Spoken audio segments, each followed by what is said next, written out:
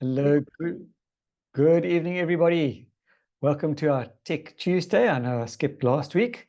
There were just too many things happening, and we just come back from Bloemfontein, which was amazing. So this week I thought let me kick off and with a whole new series, and we're talking about antioxidants. And it's another one of those things we hear a lot about and we throw the word around, but what actually is an antioxidant and what does it do? Oxidization is, for want of any better description, rust. So if you, like me, you live down the coast, we have what we call South Coast cancer over here on our vehicles, and it's called rust. Now, obviously, human bodies don't rust, but we do to a certain extent because we oxidize. And that is exactly what rust is. It's oxidization of metal. Now, we have oxidization in our bodies, and as a result, things fall apart. Just exactly like a piece of metal falls apart with rust, so do we fall apart with oxidization. And obviously, oxidization in the word, there's oxygen. We can't live without oxygen. So we need the oxygen, but obviously too much of anything is bad for you.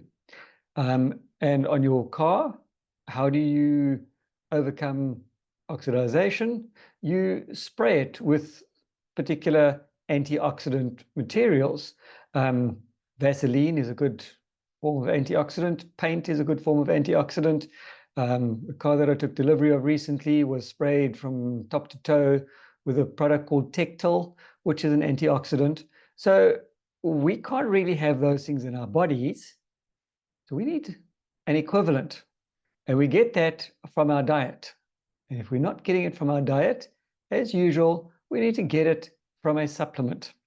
But let me get into this whole deal and figure out exactly what an antioxidant is, what it does, what it doesn't do.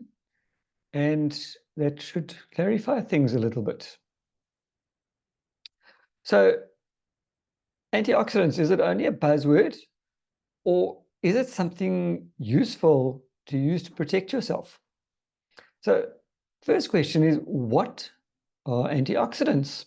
And this I took from an article by Dean Shaban from a website called WebMed, which I find very interesting because it gives all sorts of fascinating facts and figures and information.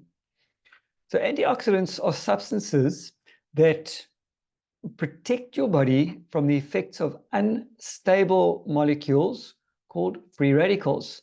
Now, in nature, nature loves balance. Anytime that there's an imbalance, nature is going to do everything it can to get the balance back again. And a free radical is an unbalanced radical, for want of any better terminology. So you have all your little ions, and they all run around in pairs. And every so often there's this odd guy that comes along and he causes problems. You know that old saying, two company, three's a crowd? Well, your free radical is number 3. So antioxidants can prevent or slow cell damage caused by these free radicals, which are unstable molecules that the body produces as a reaction to environmental and other pressures. I'm not going to get into the science and the physics and the higher grade stuff over here because it's still a bit perplexing to me in the majority of times. But if you really get into chemistry, it's quite fascinating when you start talking about ions and radicals and free radicals and all these other fun things. But as I said, nature loves harmony and unity and equality. And anytime that there's a problem, you're going to have inequality and there's going to be an issue. Free radicals can increase the risk of inflammation and various health issues. And they are sometimes called free radical scavengers. Think of a bunch of whatever you call them, a school of vultures. I'm quite sure. In fact, I think it's a parliament of vultures, but you get this whole group of vultures who are scavengers. And in nature, you have various other scavengers that feed off of waste products. And in your body, anytime that there's an imbalance, you're going to have inflammation. And inflammation we don't want, because that's the guy that causes all the problems. So free radicals develop when atoms in your body gain or lose charged particles called electrons. Again, we won't get into the physics of this. But free radicals aren't always that bad. Vultures, they hideous looking birds, but they play a very important role, just like anything else in nature that we don't always like to look at, but they play a role. And they play an important role in many biological processes, including cell division. They also help the cells talk to each other, and they help your body defend against infection. Now imagine a couple of cells just wandering along and bouncing off each other and not really interacting. If those cells don't interact, we've got a problem, because as we know, our body is made up of trillions of cells. Most of them need to talk to each other. Some don't need to talk to each other. But even then, they still need to talk to each other, because this is where cancer comes from, because cancer is just a normal cell that gets a bit carried away. It doesn't understand the word no. So two cells bond together, they work and they're supposed to do things, but you've got two opposing cells. Think of your fingernails, for instance. What tells the nail cells not to stick to the skin cells underneath? Imagine your fingernail growing out and it's stuck to the skin underneath.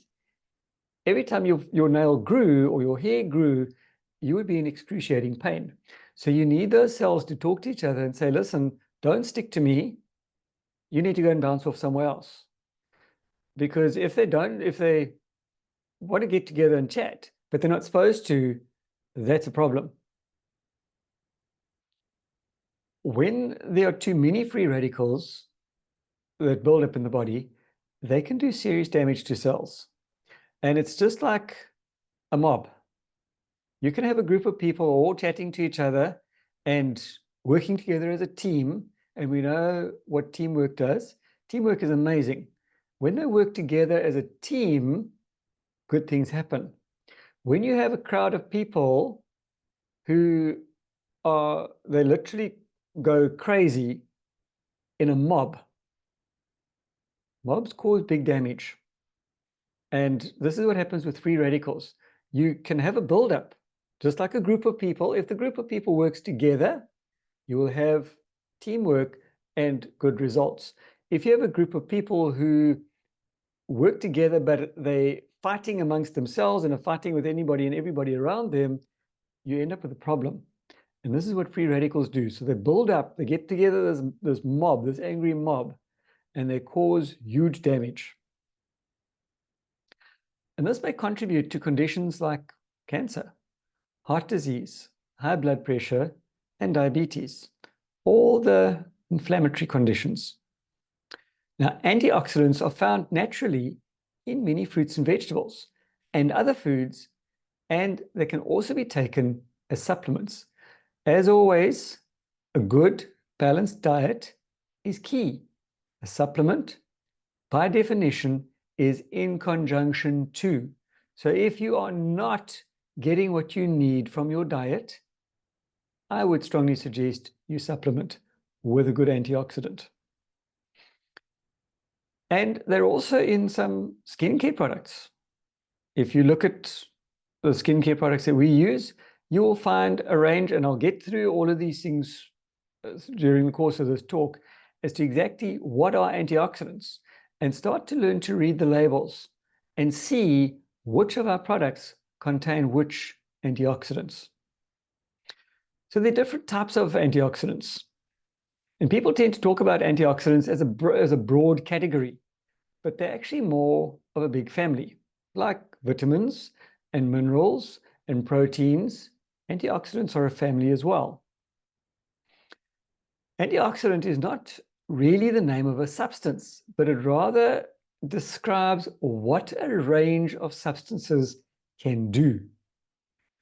Vitamin C is an antioxidant. So are vitamin E, vitamin A, and beta carotene.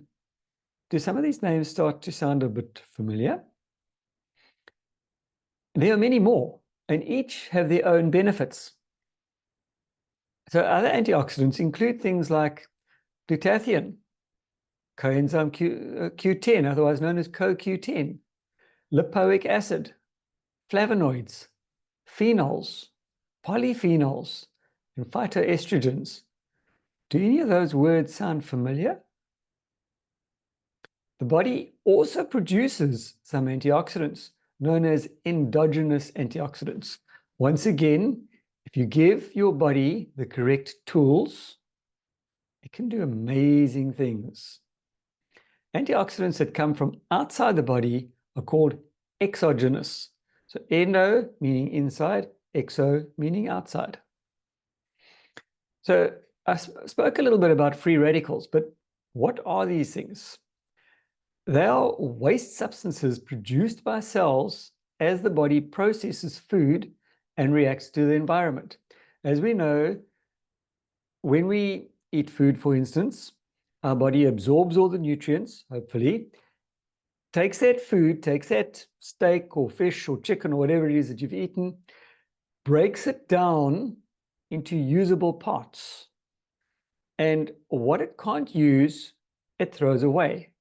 Just exactly like if you're preparing supper, for instance, and you take cauliflower, freshly picked out of your garden, and your cauliflower has got all the leaves on the outside.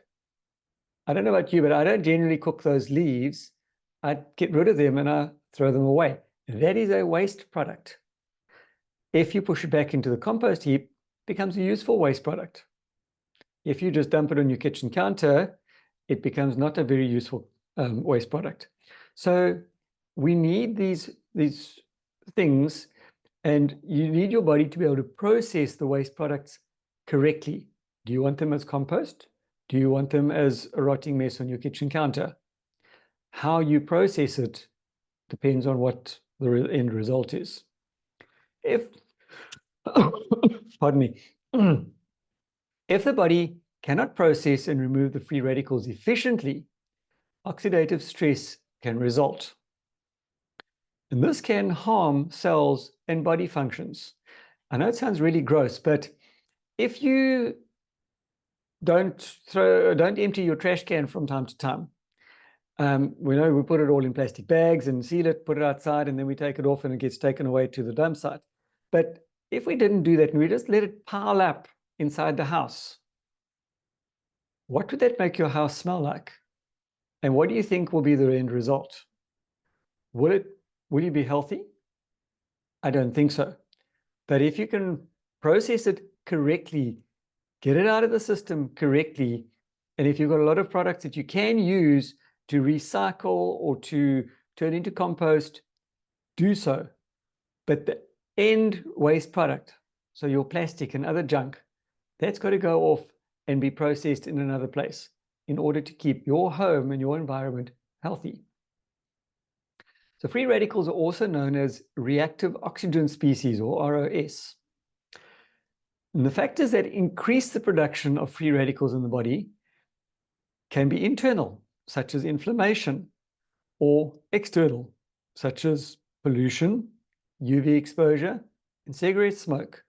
And if you're living in a city, unfortunately, near a factory, you'll have that smog, so that sort of pollution.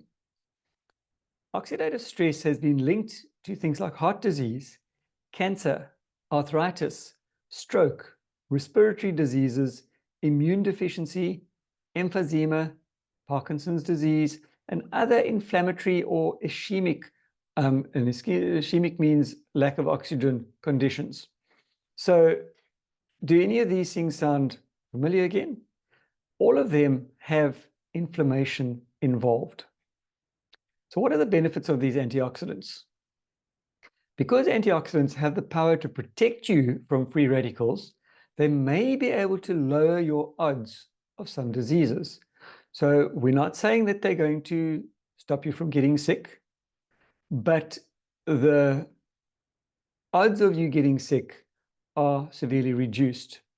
And Just like I often tell people that when we take our supplements, some of us take a whole mess of the things, it's not going to stop us from getting sick. Just as a result of Bloemfontein, I'll talk about myself specifically. Because of the dry air and I made the fatal error of using an air conditioner slash heater in my room, which really dried the air out. I ended up with sinusitis of note. Those who traveled down with me will understand exactly what I was talking about. I was sneezing and spluttering and coughing and going crazy on Monday, and my nose was streaming like a tap.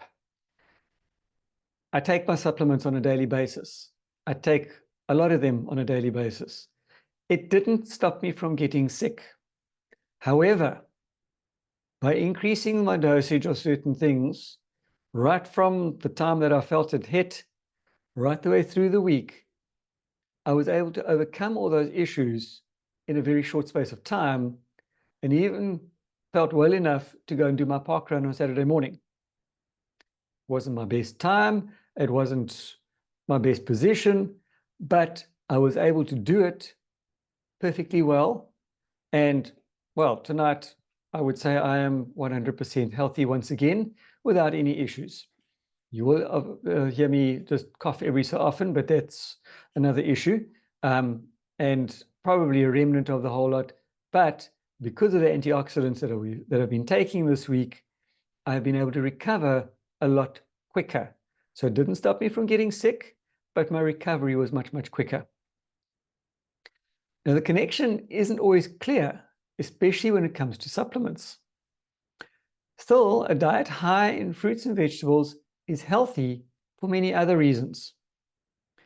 Foods with antioxidants are typically high in fiber, low in saturated fat and cholesterol, full of vitamins and minerals, just to name a few. Now remember, these factors, a lot of these factors are reliant on the type of food that you're having, when it was grown, how it was grown, where it was grown, when it was picked, how long it was in storage for, how it was cooked or not cooked.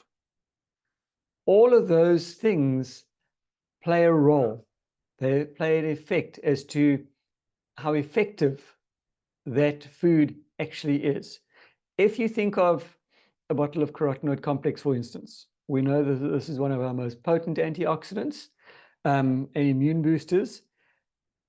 Each capsule has the equivalent of about 2 kilograms of carotenoid-rich, vine-ripened, organically grown, non-GMO colored fruits and veggies. Can you get that from your diet? Maybe I need to rephrase that. Are you getting that from your diet daily? If not, I think you should supplement. Just my personal opinion. So, antioxidants for cancer prevention, how does this work? Are they worthwhile? Now, some research suggests that antioxidants could prevent some of the damage free radicals cause that can lead to cancer. As I've said before, a cancer cell is exactly the same as a normal cell. It just forgets to stop.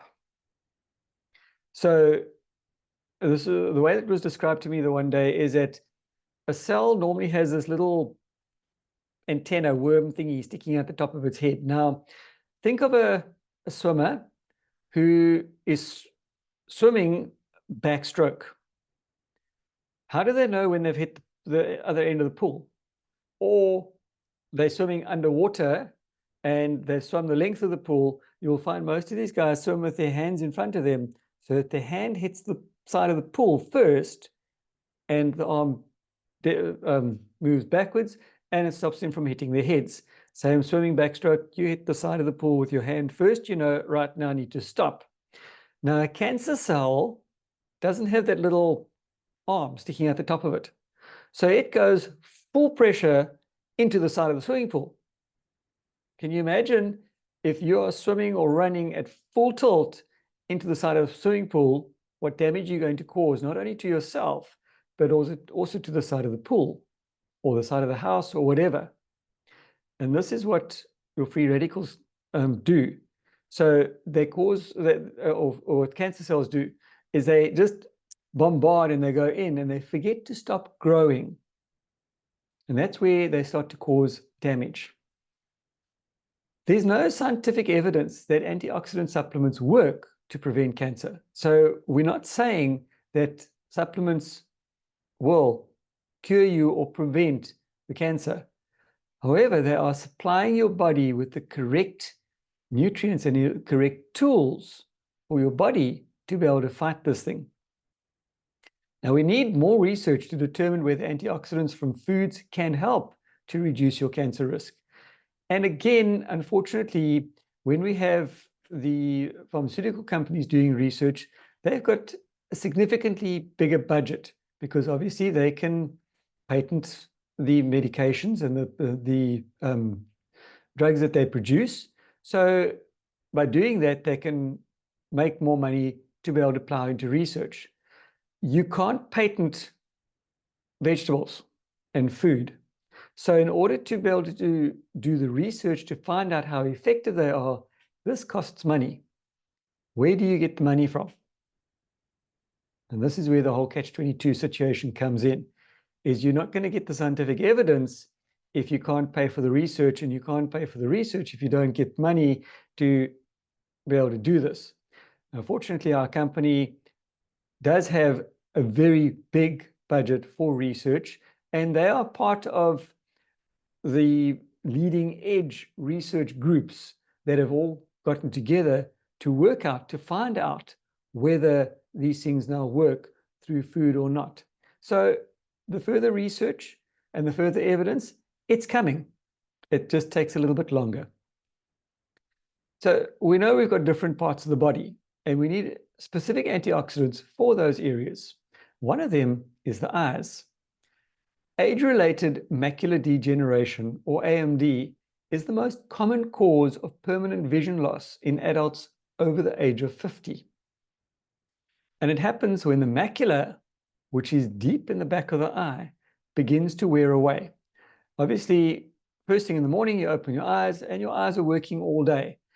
You blink of it regularly, because if you didn't, you would be blind very, very quickly.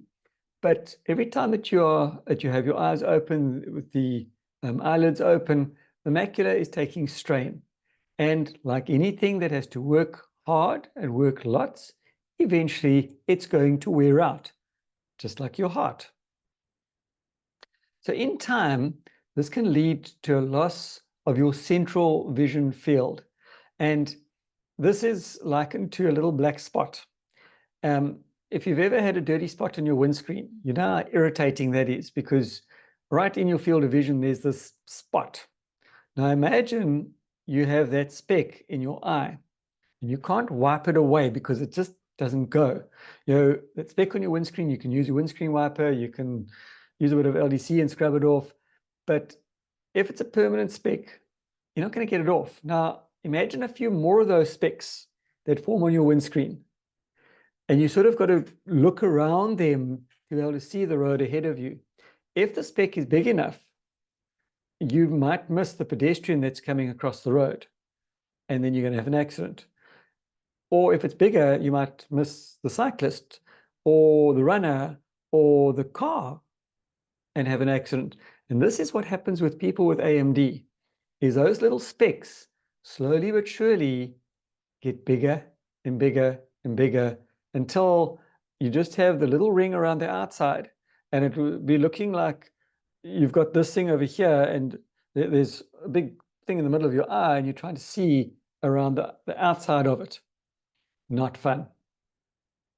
So antioxidants may help to lower your chances of AMD by up to 25%. Now, I don't know about you, but I'd like to keep my eyesight as long as I possibly can. Now, if you already have AMD, we're not saying that this is going to cure you.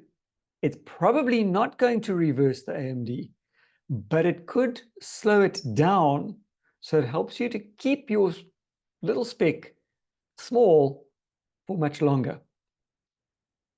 Vitamin C and E can lower the chance of cataracts. Now, I see our local ophthalmologist does cataract surgery every week. And we've got at least 2 ophthalmologists here on the coast. And every week, they are doing at least 10 patients. One week they do one eye, person comes back the following week and they do the second eye in most cases, because if you have a cataract in one side, you've got it in the other side. And what they're doing is they're removing the cataract and they're replacing the lens. Now, these people had to have good antioxidants and have had those antioxidants for many years. They probably wouldn't need that cataract surgery quite so early. And I mean, these are people aging from about 30 right the way upwards. We think this is for old people. It's not only. Now, cataracts are protein buildups that cloud the lens at the front of the eye, ultimately causing blurry vision. And again, it's like taking a photograph on your phone. If it's very blurry, can you see that picture clearly? Or do you do everything to get the focus correct so that you've got a nice, crisp, clear photograph? Because there's nothing more irritating for me than looking at something and it's all blurry. I want to be able to see clearly as to exactly what that picture is. And the cataract buildup is this stuff that builds up inside the eye so that, and because it's so slow, you don't always notice it. But it's like driving into mist. You don't always notice when that mist becomes thicker. You suddenly become aware that the mist is very thick and you can't see what was happening. And this was happening to me going up to Bloemfontein. Whereas if you see this thick cloud, you know, if you drive into it, you're not going to see, but it normally starts off a little bit at a time and gradually becomes more. Now, antioxidants may also slow the progression of cataracts, letting people maintain better vision longer. So again, we're not saying that it's going to prevent you from getting cataracts. We are saying that if you have a cataract, it could possibly restrict you having to have that surgery for a bit longer. And for me, the longer you can put off any surgery, the better it is. And I'm going to stop there because we've only got about 6 minutes left. I'm going to stop my sharing there. Does anybody have any questions or comments at this stage before I stop recording?